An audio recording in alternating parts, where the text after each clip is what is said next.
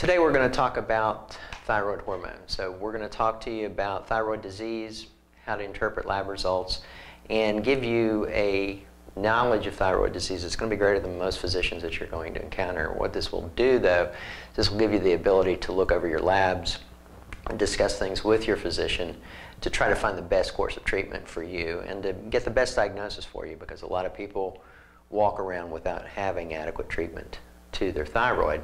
So what are typically the main symptoms that we see with thyroid disease? When the thyroid is underactive, and what we're going to be talking about today is predominantly hypothyroid. Hyperthyroid, pretty obvious for most people. It does prompt a trip to the emergency room in most cases. But it can also be somewhat insidious in its onset. We're not going to go into that today. That's for another talk. Today we're going to be talking specifically about how the thyroid functions and the issues that we see, which is the most common. 99% of the thyroid issues is hypothyroidism. So when we see this, we look at the biggest issue is fatigue. Almost everybody that has hypothyroid disease is going to consider themselves fatigued. We see brain fog, we see depression. Thought processes just aren't clear. It's difficult multitasking. The depression, the feeling cold. Cold is a common thing that we see, especially with certain forms of the thyroid hormone that are deficient, like T3. Cold hands, cold feet is a typical finding with that. Constipation, another common finding with that. Weight gain, dry skin. These are all common symptoms that we see with hypothyroidism. So when we talk about hypothyroidism, there's a lot of processes involved. So I'm going to go through this and give you an idea of how to kind of isolate where the problem is occurring and how to go about addressing that. First thing we want to understand is the hypothalamus is really the master at controlling all of the thyroid. People will frequently think of the pituitary gland, which hangs down underneath the brain, as the primary controller of the thyroid. Not really. The true controller is the hypothalamus. It can frequently override the pituitary, but the pituitary does have some independent function on its own. So the hypothalamus will take inputs from the external environment, from the internal environment, and decide how much thyrotropin-releasing hormone to secrete. It sends this signal of TRH down to the pituitary. In the pituitary, the cells in the pituitary will respond by releasing thyroid-stimulating hormone, or TSH. This is a common one we see on lab values. This will be secreted into the blood. Now, sometimes the blood can actually be sampled with the pituitary, and it will send out TSH on its own if the thyroid hormone is too low. But what we're dealing with now is this secretion of TSH, which comes down, circulates around, and in the neck we have a gland that sits about right here, a little bow tie looking gland. The TSH is the target, or the thyroid is the target for this TSH. When it hits the thyroid gland, it tells the thyroid gland, I want more thyroid hormone. It will then start to pump out T4 and T3. These are thyroid hormones with 4-iodine and 3-iodine on them. The T4 is anywhere from 94 to 97% of what is secreted directly from the gland itself. The other 3% is generally the T3. Now the interesting thing is we measure T4 all the time, and T4 really is not an active hormone. T4 is a precursor hormone for the T3, which is the bioactive form of the thyroid hormone. I see a lot of people come in all the time, they'll have a TSH and they'll have a T4 done. Nobody's checking the T3 in them, and you'll see where a lot of the problems can occur with that. Now immediately on production of T4 and T3, there's a binding of thyroid binding globulin. It's a protein that circulates around that immediately attaches to the T4 and the T3. What this does is it makes it inactive until that comes off. T4 and T3 will actually diffuse directly into cells. They don't need to go to a receptor or anything like that. So if we didn't bind these up, they would all diffuse right here into the neck. They just diffuse into this tissue. So they've got to be able to circulate around, gradually taking off the thyroid binding globulin.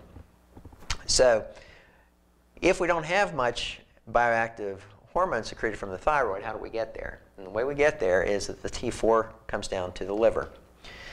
In the liver, through a process that involves deiodinization, 5' deiodinase, takes a iodine off of T4 and formulates T3.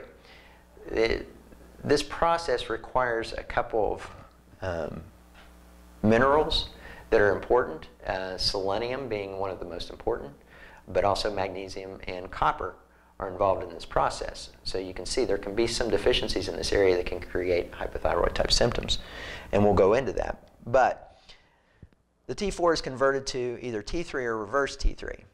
So what is reverse T3? Reverse T3 is a mirror image of T3, and it has about 1% activity. I'm not really sure what this is around for, but we do know that it's almost like a regulatory mechanism. So if we're cranking out way too much T3, the liver will shunt a lot of the conversion of T4 into reverse T3.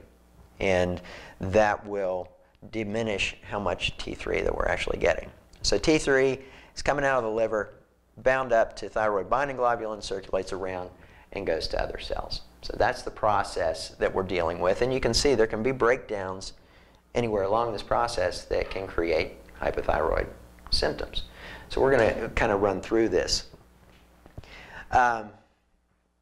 There's another test that is frequently done, which is T3 uptake. Now I'm going to tell you about T3 uptake because I can tell you it's a common test that's done, but very few physicians are actually aware of what they're measuring when they get T3 uptake. T3 uptake is a way to measure actually indirectly the thyroid binding globulin. So if T3 uptake is high, thyroid binding globulin will be low. If T3 uptake is low, thyroid binding globulin will be high. That's how we can tell how much thyroid binding globulin there is, by measuring T3 uptake. I can remember when we used to get these thyroid panels where we get TSH, total T4, and T3 uptake. I had no idea what we were getting with the T3 uptake, and most physicians don't. Is it important? It can be. Not necessarily in most cases of hypothyroidism, but there are some cases where T3 uptake can give us some information that we need. So when we measure lab work, what we're going to look at is generally TSH, T4 and T3. Now when I say T4 and T3, we're measuring totals here. If I don't say free in front of it, then we're measuring totals. So we get total T4, total T3. Well, the free hormone is the only active form of it. It's important to understand both. How much do you have and how much is unbound in the serum? So then we get free T3 and free T4, so that we can actually measure how much of the hormone is actually getting to the tissues. So we have all these. There's some other tests that we can get, like the T3 uptake and even the antibody tests that we look at when we see hypothyroidism, where we suspect Hashimoto's, and we're going to get TPO antibodies, which are attacking the thyroid, or anti-thyroglobulin antibodies, which will attack the thyroid as well. And in those situations, we'll go over what kind of lab work we generally see with that. So let's take a situation where we have a low TSH, and we have low T4, free T4, and a low free T3. Okay, so where is the problem here? Well, it appears that since we're missing out on this step, this should be sensing the low T4 and low T3 and kicking out more TSH so that the thyroid will produce more. It's not happening. We're seeing low TSH, low T4, and low T3. The most common reason for this is stress. Cortisol being secreted by the adrenal gland will suppress TSH production at the pituitary gland. It'll suppress TRH production from the hypothalamus, and it will suppress the conversion of T4 into T3. So you can have all of these hypothyroid symptoms when it's not really the thyroid that's the problem. You're dealing with something outside of the thyroid, namely the cortisol, which is in response to stress. It's not the adrenal gland that's the problem either. It's the stress that's the problem. We also see this in dysbiosis. Lipopolysaccharides secreted by intestinal flora can feed back in and create the same scenario, very similar to the cortisol response. So you have to take into account what all's going on. Pro-inflammatory cytokines, so you have an inflammatory disease going on somewhere in the body, you have leaky gut, something like that, you can get the same scenario. And this is one of the more common scenarios that we'll see where the TSH is suppressed along with the T4 and T3. Heavy metals, some heavy metal toxicities will also create this. Okay, so let's change this scenario a little bit. And let's say we have an elevated TSH and our T4 and T3 are both suppressed. Okay, so the T4 and T3 are feeding back to the pituitary. Hypothalamus is sensing it, saying, okay, we need more TRH, more TSH, but for some reason the gland isn't responding. So what's going on in that situation? Well, that situation is where you want to consider getting the anti-TPO and anti-thyroid globulin antibodies to see if you're dealing with an autoimmune process here. That's the most common thing you're going to see. Now, some people may also be iodine deficient. Iodine deficiency will create this as well. Sometimes some toxicities like with bromine or fluorine toxicities can also create this same scenario. So I'll have a lot of people that will have this, and I'll check their antibodies, and their antibodies are negative. What do we do in that situation? Well, most of the time we put them on some form of thyroid adaptogen, make sure that we're getting enough selenium, enough copper, make sure that their stress is in good control, and see what happens. Sometimes I'll put them on a dose of Armour Thyroid for a little while, and then gradually reduce that dose as the thyroid becomes healthier. But once this TSH really gets above a level of 4, I'm a little concerned that we need to give it a boost. So let's talk about where we have a normal TSH. So this one's normal. And the T4, let's go with normal T4. So we're normal T4, but our T3 is low, and our free T3 is low. In that situation, then we want to look here. We have the TSH normal, T4 normal, not getting enough T3. This is a syndrome that a lot of people will refer to as euthyroid 6 syndrome or low T3. We see a great deal of this in clinical practice. This is a very common finding in people that come in with fatigue, difficulty sleeping, brain fog, depression. It's just one of the more common ones that we see in our clinical practice. Again, elevated cortisol can create the same problem because cortisol interferes directly here with this conversion of T4 into T3. Selenium deficiencies. Well, where did we get selenium, copper, magnesium deficiencies? Well, if you haven't watched my talk on GMOs, the glyphosate that is sprayed on the plants, that's actually in the plants that are the genetically modified plants, the glyphosate actually binds up selenium. It binds up anything with a positive charge to it. So selenium, zinc, magnesium, copper, all are going to be bound up by glyphosate. So if you eat a lot of GMO foods, there's a good chance you could get yourself into a mineral deficiency that can create this low T3 syndrome. In these situations, we will try to correct the underlying cause, but in the interim, we'll also use a low dose of Armour Thyroid to kind of boost up that T3. It gives you an immediate response rather than having to wait weeks for the other things to correct in order to get you back to normal. But we'll work over time and monitor the progress through that whole system. What would be conditions where we could get increases in thyroid binding globulin that would cause us to bind up too much of this and not get the free component of it? So we have normal T4, normal T3, normal TSH, but our free levels are down. Most common reason for that is liver disease. Anything that can increase the amount of thyroid binding globulin, liver disease is probably the most common thing that we see. We also see this, though, in women who are on oral estrogens, estrogen supplementation or estrogen dominance. Estrogen dominant women will tend to produce a lot more thyroid binding globulin and bind up all of that. So you can look at their TSH, you can look at their total T4, you can look at their total T3, yet they have hypothyroid symptoms. Then you look at free T4 and free T3, and it's extremely low. So that's a situation where you really want to look more in detail as to what's causing it rather than going straight to thyroid replacement, because you do want to get the underlying cause of all this corrected before you go down the road to lifelong thyroid replacement. So one of the things I did want to talk about is the types of medication that we use for thyroid replacement. And the two most common types that you're going to see are going to be Synthroid and Armour Thyroid. These are the most common prescriptions we see in the United States.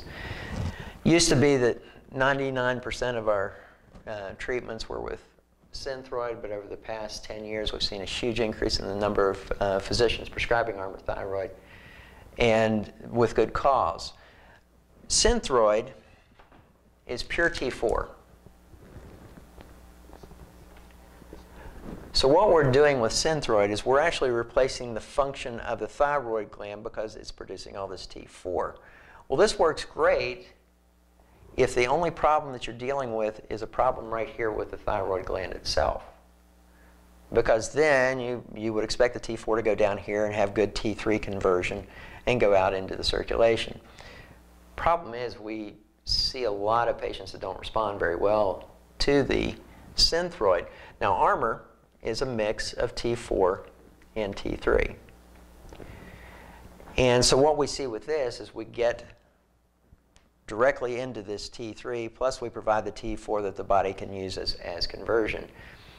Back in, I think it was 2006, the Annals of Internal Medicine did a large study on the comparison of Synthroid with Armour Thyroid.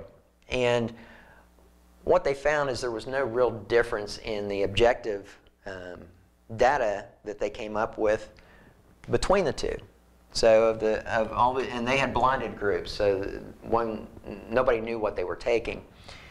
And they said, okay, well, as far as the objective measures of this, they're equal. There's no difference, but they didn't recommend Armour Thyroid. Most of the physicians and endocrinologists quote this study, but the other thing that they don't mention about this study is that when they asked for subjective preferences, so they asked the participants, did you like A or B? 70% of them chose a thyroid replacement that was a combination of a T4, T3, whereas only 8% preferentially chose a pure T4. I think there was 23% that had no preference.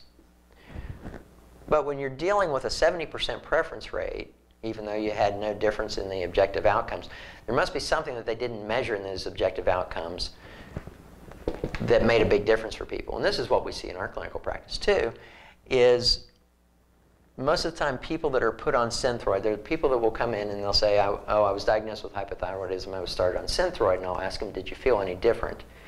And 90% of them say, well, no, it really didn't make any difference to me, but my doctor told me my numbers were okay. And that's fine, but usually you're coming in and you're having those numbers checked because of fatigue, brain fog, something going on. When I switch them to Armour Thyroid, I typically, and I don't say all the time, but typically see a huge improvement in symptoms. I had somebody call me 2 days after starting Armour Thyroid and said, for the first time in my life, my hands and feet are not icicles, they're not cold. We see constipation go away very quickly when it's working. We see the fatigue go away. So you can't just base things on numbers, because when you're dealing with this, I mean, what is a normal value for free T3? Free T3, when we look at the charts, they can range anywhere from generally about 2.2 to 4.5. But the problem I see is that the majority of people that are less than 2.8 on their free T3 have symptoms. I'll be going through their intake and I'll find these symptoms before I even look at their labs. I can tell you whether they're insufficient in their T3. And everybody's different. I have some people that function just fine at a 2.4 T3, free T3. But the majority of my patients need to be above 3 to experience non-hypothyroid symptoms, or some of these symptoms that we mentioned. I even have some patients that have to be up around 5 to 5.5 on their free T3 before they get relief of symptoms. So everybody's a little bit different in that, and you can't just put everybody into this box and say, okay, well, as long as you fit in this box, you're fine, when they don't feel fine. You tell them they're fine, but they're not feeling it. So you want to make sure you're very subjective with a lot of these responses with thyroid hormone. There's also sometimes when Synthroid is going to be a better choice than Armour thyroid. There are some people that develop these antibodies that are specifically for the bioidentical type of thyroid hormones, whereas they don't develop that same response to the synthetic hormones. And I have a few patients that have tried the Armour thyroid and not had a very good response, and I put them on the Synthroid and they're fine. With Synthroid, a lot of times too, we'll add Cytomel, which is a pure T3. But that's 2 separate pills that they have to take, and I can tell you that the people that I've had the experience with when they take Cytomel or pure T3 don't feel good. It's a weird feeling, but they describe it as a very uncomfortable feeling. I mean, that said, I still have some people that do that, and I have some people that actually have to do a combination of Synthroid and Armour. So everybody's a little bit different. You don't want to box people in to say, okay, well, this is the cookie cutter approach and this is what we're going to do. So when it comes to the thyroid, make sure you look in detail at exactly what's happening with the whole process. Don't rely on just a TSH, a total T4, and a total T3 to determine what's going on with your thyroid gland. You need to have all the information. And if you suspect that you have an autoimmune process going on, surely get the anti-TPO and anti-thyroglobulin antibodies to know for sure, because once you got one autoimmune disease, you're prone to multiple others. Thanks.